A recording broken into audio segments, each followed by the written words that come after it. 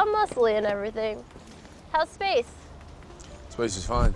After 11 years and a plethora of other Marvel movies, Thor: The Dark World has been somewhat lost to time under a blanket of cringe. Today on ScreenRant, we're taking a look back and wondering if we were too hasty. Is it really as bad as we remember?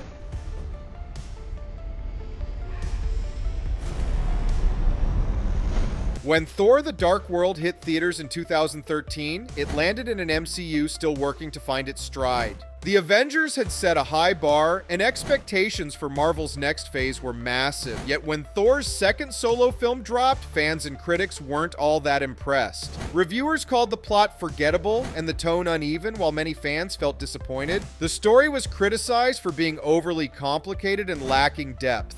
One major issue fans have is the movie's villain, Malekith. Played by Christopher Eccleston, Malekith had the potential to be a terrifying force, but even with Eccleston's acting chops, Malekith was mostly sidelined, making him one of the MCU's least memorable villains. Critics called him bland and generic, and even Eccleston himself later admitted he wasn't satisfied with the portrayal. The Dark World also seemed to struggle with tone. Directed by Alan Taylor, known for his work on Game of Thrones, brought a darker, grittier aesthetic that sometimes felt at odds with the MCU's usual lighter approach. The film shifts from intense action sequences to moments of awkward comedy, which feel out of place for some fans, especially with Darcy and Dr. Selvig's characters. And while the movie is meant to showcase Thor and Loki's complex sibling relationship, their moments are sandwiched between lengthy exposition and repetitive battles. As a result, the pacing drags in the middle. For audiences who love the tighter pacing of the Avengers, this slower rhythm felt frustrating.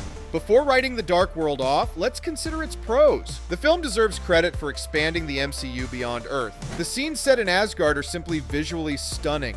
This world building added to Thor's backstory and Asgardian lore, laying a foundation for Thor Ragnarok and Avengers Infinity War. Let's not forget Loki. Tom Hiddleston delivers a performance that brings poignant complexity to the god of mischief, from his grief over his mother's death to his complicated loyalty to Thor. Hiddleston's incredible portrayal of Loki's emotional depth elevates the movie and makes it worth a rewatch. So, is it as bad as we remember? It depends on what you're looking for.